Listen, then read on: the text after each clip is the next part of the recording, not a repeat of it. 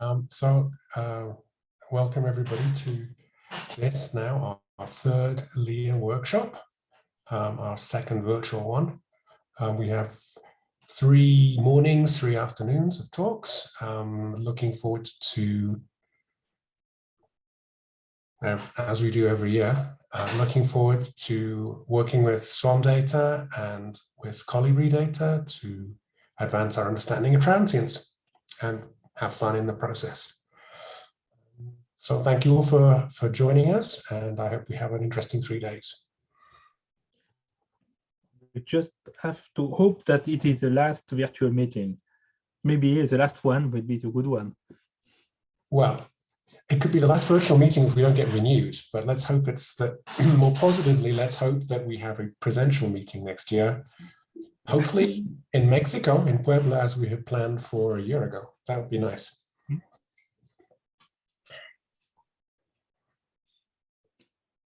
So are you going to chair in William's absence, Rosa, or do you want me to? Sorry, again? Are you going to chair in William's absence? Yes. Okay. Yes. Don't worry. But just saying that, I'm just to... So we start with the status of COLIBRI, huh? Yes, please. So I'm sharing my screen, huh, Rosa. I will send you these slides. You see the slides? Yes. Yes? And here, just a moment. I see nothing. No. Just a moment. I have a problem with my comp. I switch off my camera. It could be this.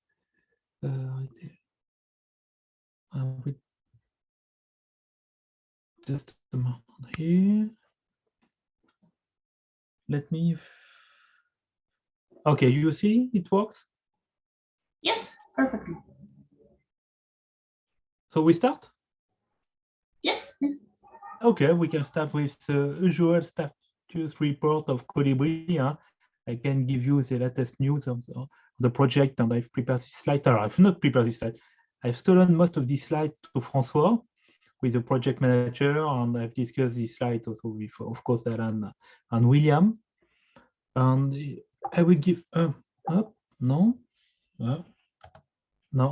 just a moment. I have another text. Yes, just to remind you what we have. What is COLIBRI? It's a 1.3 meter telescope, and this telescope will be installed in Baja California, so at the observatory. Just want to remind you that the field of view is 26 arc-minute, which is a error box. It's not the error box, the localization accuracy that we have from ECLAIR. ECLAIR, I remind you, for the non-expert, it's a French instrument which delivers a trigger on board SVOM. Stéphane, would you go in full screen mode for your presentation? It is in full screen? No, we just see the presenter mode. It's French because I have 2 screens. Alors là,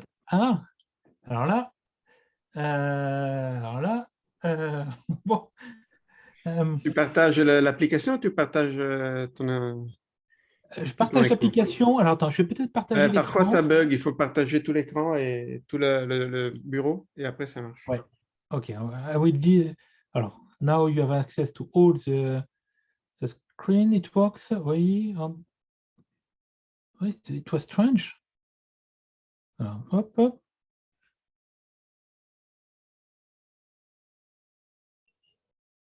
And here is the same problem. No, it's fine. It's fine. Bon, okay. Now we see the whole presentation. I don't touch anymore.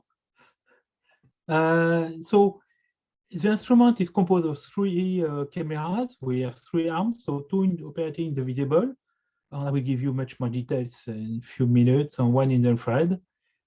The sensitivity in 5 minutes in 5 sigma is 22 in R and 20 in G. And we have the usual standard spectral band. We have decided to use a band star visible domain, and we have G and H in the infrared. We don't have K-band because K-band is relatively difficult. And an important requirement also that the delay between the alert reception and the start of the observation is less than 30 seconds. and we have to deliver useful information to the French Center of SVOM in less than 5 minutes. What we mean, what is a useful information is we have to confirm or not that we have a detection in the visible domain. And if we have an optical detection, we must deliver a photometric redshift, basically an indication of the redshift. We have to build everything. And sorry, I don't have time to update this sketch, but here is, you see the main sharing of the responsibility between France and Mexico. France is delivering the telescope, which is built by Estelco. We deliver also what we call PLC, which is a system, it's a safety system of the observatory. We deliver also, for example, KG, which is an infrared camera. And Mexico is in charge of the building on the Drago also, which is the visible part of the instrument, and all the dome, all the infrastructure. I don't want to go in details. Now you will have much more detail on all these parts. What is important that, we are living a very special period. So since 1 year and a half, it's very complicated. At the beginning of the COVID, it was not so dramatic, to be honest, because we have been at home for several months, and we have used this time to write a lot of papers and to finish some activities. But now it's relatively long because we cannot go to Mexico since 2 years now. I think our last visit was in December 2 years ago. And also the Mexicans cannot come in France. So you will see we have to install Dragito, which is the slightly simplified version of the Drago instrument. And the Mexican cannot come in France to install it, so we have to do it. It becomes complicated at the end. Also, we have an important point is that an important parameter, we don't control the weather condition at OHP because we are testing the telescope at OHP in France, and the weather is very painful. For example, this week we wanted to make the alignment of the mirrors, and it was cloudy, or it is cloudy since the beginning of the week. It's very painful. There's also some delay in the building design and construction. I will give you more details later. And also we will send the telescope, but you will see the new schedule. We send the telescope when the building will be ready. So here is the status of the test of the telescope at OHP. You can see I have a nice image during the integration of the telescope at OHP. It's a big telescope. It's important to see it. You see the scale, but it's 4 meters. You see, I think you see the mouse. It's about 4 meters between the ground and the top of the telescope. And here you have almost 2 meters. And it is about 8 tons, the complete system. So what we have done now, we have worked a lot. So you have all the details like this. So all the telescope has been integrated at OHP. So it works perfectly at OHP. The telescope with its mirror has been aligned. We thought it was properly aligned, but it is not. So we have done a lot of tests. I can give you very short results, but for the test, for the validation of the system, we are doing step by step. So we first validate the telescope, then we install Dragito, which is a slightly simplified version of Drago. So we test the telescope with Dragito. When we are happy with this everything, and we send everything to Mexico. This is our plan. So we have done a lot of tests to qualify, to be sure that the telescope is what we expect to have. It has been done. Here, at the end of the test, we have realized that it's very long. And because you have to fight with the weather condition, you have also to understand this machine because it's relatively complex at the end. So we have realized that the alignment of the mirror has to be redone. I don't want to go in details, but we have realized that the mechanical axis is not exactly where is the same axis than the optical axis. So we have to redo all the alignment. We have also received Dragito, which will show you some picture of Dragito. It has been sent from UNAM to LAM to HP in March last year. And so we have checked the alignment of Dragito. And we have reassembled Dragito also, and it is done. So when the alignment will be finished, we will be redone at HP. We will install Dragito. And then it will be possible to test the telescope with Dragito. So the software validation is partly done. And when we will have finished, we will dismount the telescope, pack it, and ship to Mexico. And the shipping of the dismounting, packing, and shipping will take 3 months typically. So there was a lot of tests. We have what we call electronic log, an e-log. We have 42 entries. So it means that we did about 42 tests. It represents about 20 nights. So the telescope is relatively good. Mechanically, its behavior is relatively nice. It's very smooth. Some people who are connected here have seen the telescope in motion. So it's nice to see it. It's not so bad. But the alignment is much more complicated than expected. We have been probably optimistic at this level. I have discussed also recently with some colleagues from ISO, and it's clear that to align an Smith telescope is not so easy. They have confirmed this. So the telescope alignment is being revised by Astelco. It will be done, but it should have been done this week, but it will be done next week, I think. And we have done many optical quality tests, but we have to redo all these optical tests after the alignment. But there is some delay in the building at OAN, at the observatory, so it gives time to do more tests. And here is Dragito. Dragito is the light version of Drago. Maybe Alan, if you want, you can comment these slides. Up to you. No? Yeah, so Dragito is a single channel version of Drago. Drago has 2 CCD channels, and Dragito has basically the blue channel unfolded in a straight line. And the idea is that we wanted to test the telescope with Drago in France, where we have access to Astelco more easily, in case there was a problem between the instrument and the telescope. And we decided it was too difficult to ship the entire instrument, so we decided to ship just 1 channel of it. So this is essentially the means that we will use to reassure ourselves that Drago will work with the telescope before we ship the telescope to Mexico. We finished this and we shipped it in March.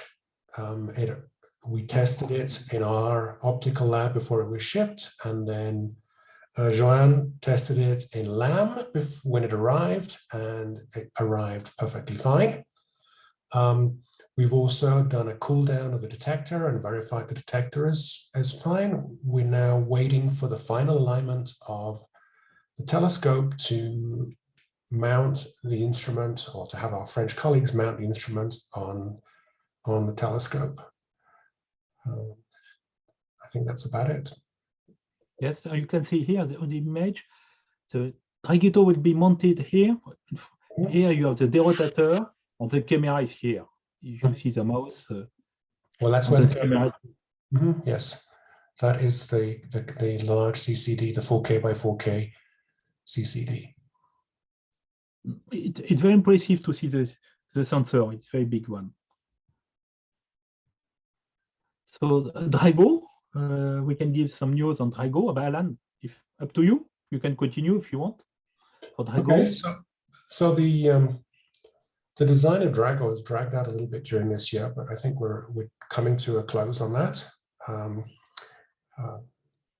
We now have a design there where we're happy with the optomechanics. We're happy with how we support the Cashier instrument, the Toulouse building. We're happy with how the instrument is balanced on the derotator. It's a fairly complicated instrument, I think. As you might expect, having 3 channels and a very wide field of view. And we are looking to do CDR in January and deliver for the end of the year. Yeah, exactly. Even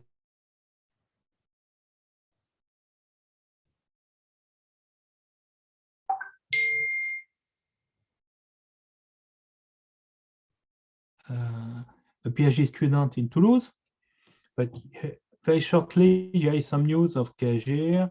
You can see as a concept of CAGIR. So previously, what you have seen, it was just to show you, it's you have Drago and CAGIR. CAGIR is here, and Drago is all this part. And so here, CAGIR is a cryostat. You have a filter wheel also. No, filter wheel is here.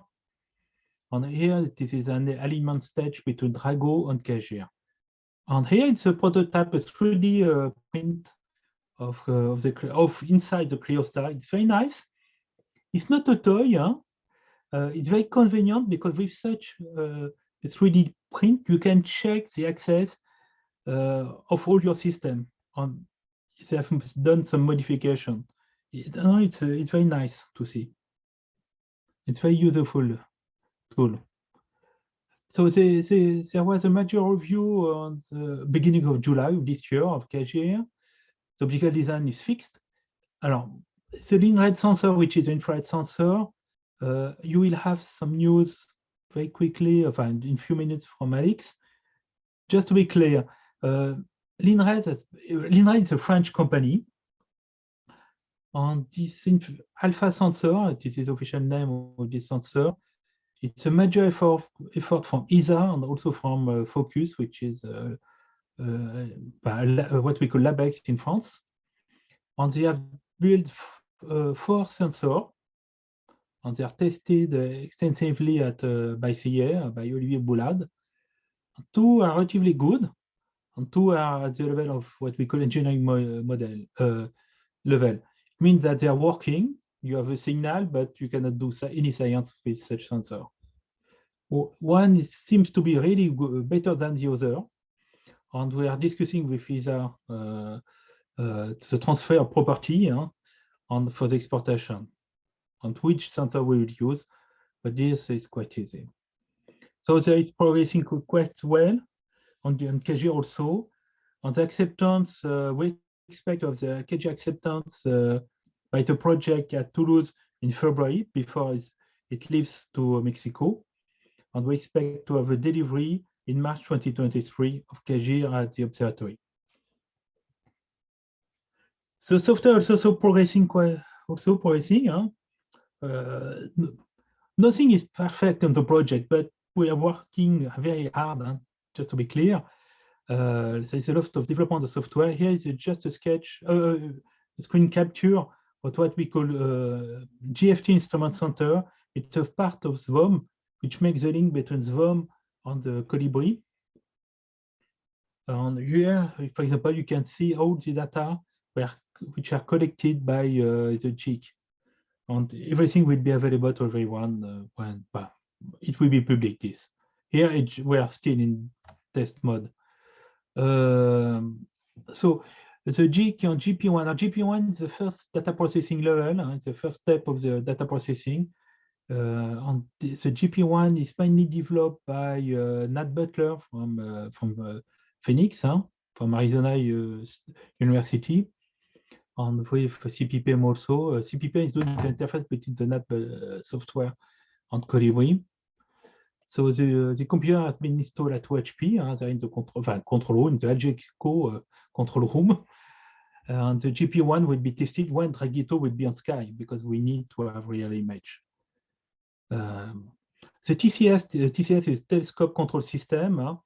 Alan has started, but it has stopped because some documentation was leaking from Astelco. So we have received the documentation 2 weeks ago, something like this. So Alan will start the TCS soon. The database there is no problem with the database. We still have to do it. There's no emergency. When we have data, we develop the database. Just to be clear, the database is developed by the same team which is developing the database of SWAM, so it's not a major problem. On PLC, which is a safety interface between the observatory and all the system, it has been it's working as weather monitoring is in operation at OHP. For example, the UPS monitoring is also working. So we have installed the PLC, a prototype, because it's only a part of the PLC because we don't have the final building, that's for sure. But we are able now to test the PLC and to test the interface between the PLC and all the software system. The building, Alan, if you want to comment. Here it's just to show an artistic view of the building from the architect. So the building has, I think there's sort of three things that are going on in the building. One is that we're currently pouring the concrete for the column, the last set of concrete. This was the second pouring of concrete. Well, actually the third. I mean, there was the foundation, which was poured like 2 years ago.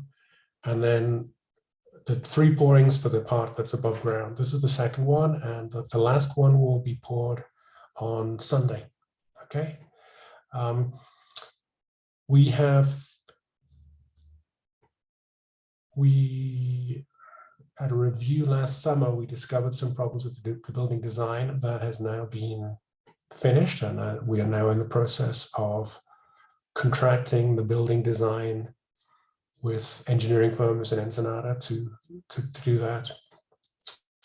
One thing that is causing us some problems is that, as you can see, the building is very close to a cliff edge, and we decided that we needed to reinforce the cliff to avoid erosion. We had a design for this done a long time ago, and we need to get permits because this is work outside of the original zone that we had considered for the building. And we have had huge problems getting those permits. Simply the office of the federal government, the relevant office of the federal government in Mexico City and in Mexicali, the capital of Baja California, do not seem to be able to do their job, basically. However, I visited the offices here yesterday, and they promised me that we will have the final information we need next Thursday. We'll see. And with that, it will take about another 2 weeks to finally get the piece of paper that says we can go ahead with that work. So I would hope that that work would start in January. And we're on that still gives us time to finish the building for the summer. It's why, just to be clear with the colleagues, that we planned an installation of the telescope in 1 year, in September 2022. Because the building, we expect to have the building for next summer, madam. This is the goal. And it explains also why you have done some extra tests at OHP, because due to the building, there's no emergency to send the telescope. You also to understand that it's not safe to lay the telescope, such a telescope, in a container during 7 months for some technical reasons. So we will send the telescope when the telescope will be almost ready. Sorry, just to be sure, to explain that it's a huge building, and it's huge. It's a relatively important building because it's about 10 meters. Alan, you confirm it's about 10 meters and 7 10 meters tall, 7 meters wide. It has, as you can see here, this white block is, it represents, we now have a detailed design of this, the auxiliary building that has the power transformers, because we have to have European power and American power, essentially, and also the 2 large air conditioning units so that we can keep the heat that we will generate in the control room below with all of the equipment we have there. We can exhaust that heat about 50 meters away. And you can see the car of the PI. Okay, to finish for the next month, so we will continue we'll make, when the weather is okay, we'll make the final alignment of the telescope, and we hope the final alignment, when we install Dragito and we test on Sky with Dragito, so it will be possible to validate all the software because we'll have not the final, but a representative camera. And we'll have the Dragon and KG CDR building construction, and we'll send the telescope, we think, in May next year. And that's all for me.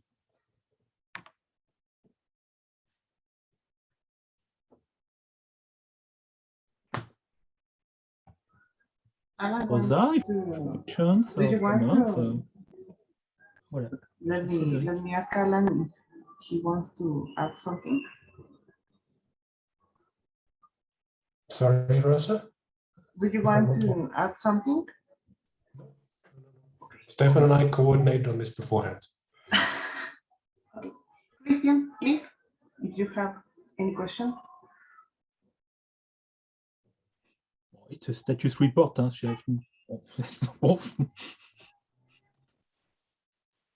Just a quick question. Where is the Uh, control room, please? Stefan, can you go back to the picture of the building? Yeah, ouais, please. I'm coming.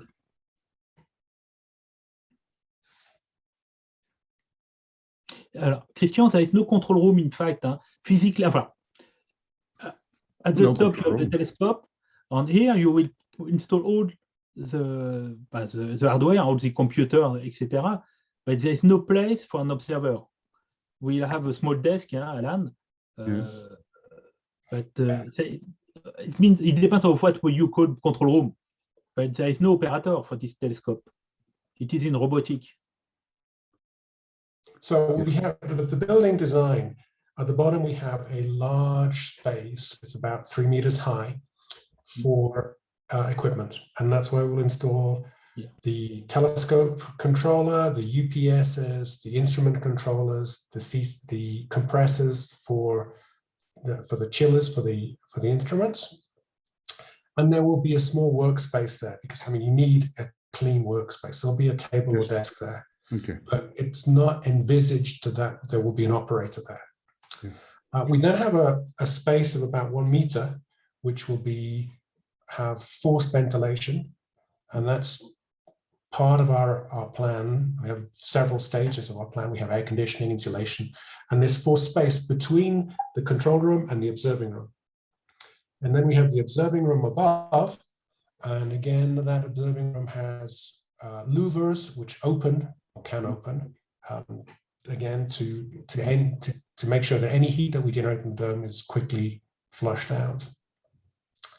The telescope will be monitored by the operator of the 2 meter telescope.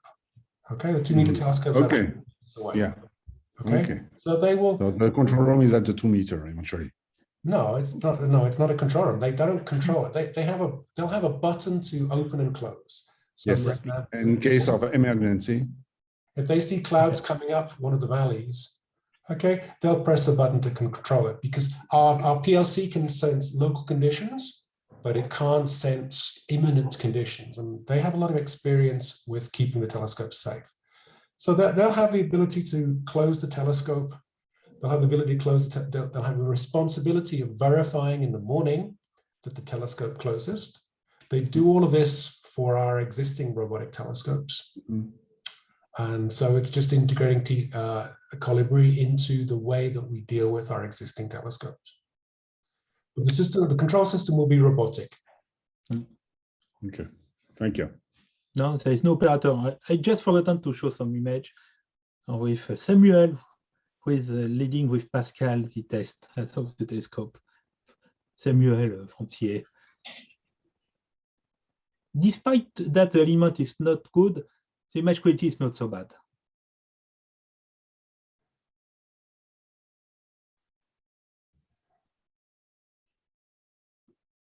Okay, Rosa?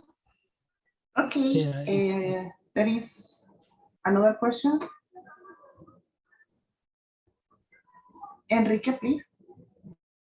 So just out of curiosity, so I guess from the timeline that all of this is shipped, so I just had the question of whether it arrives to Veracruz and then you take a train or a trailer or something like that, or is it go through Panama and arriving to Baja California directly? I don't know, but I think the transportation and exportation is a very complicated task. What we have decided that Azteco would take in charge the dismounting, the packing, and the transportation to Mexico, as it was done for Coatli. How you have done with Coatli? Where you are? We've taken 3 deliveries from Azteco, okay, Coatli, Doty, and Saint-Ex. Yeah. Coatli and Doty both came in through Veracruz and then were shipped on trucks to the observatory. Saint-Ex was delivered to Ensenada, okay, by ship, and then went up the mountain on a truck, obviously. I don't know what we'll do with Colibri. It'll depend on negotiations with Azteco, what is cheapest, what is fastest, what is safest.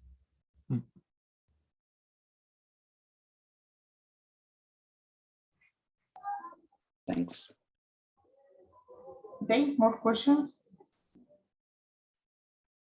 No? Okay, we can move on to the next speaker. Francois, are you there? You have Francois from Svom. Yes. Hello, can you hear me? Yes, perfectly. Okay, good, thank you. Good morning or good afternoon to everybody. So I will make a short presentation giving you an insight of the situation of the Svom project. And before starting, don't worry if we have some interruption because the internet connection here is unstable, I would say. So maybe the connection is stopped. I will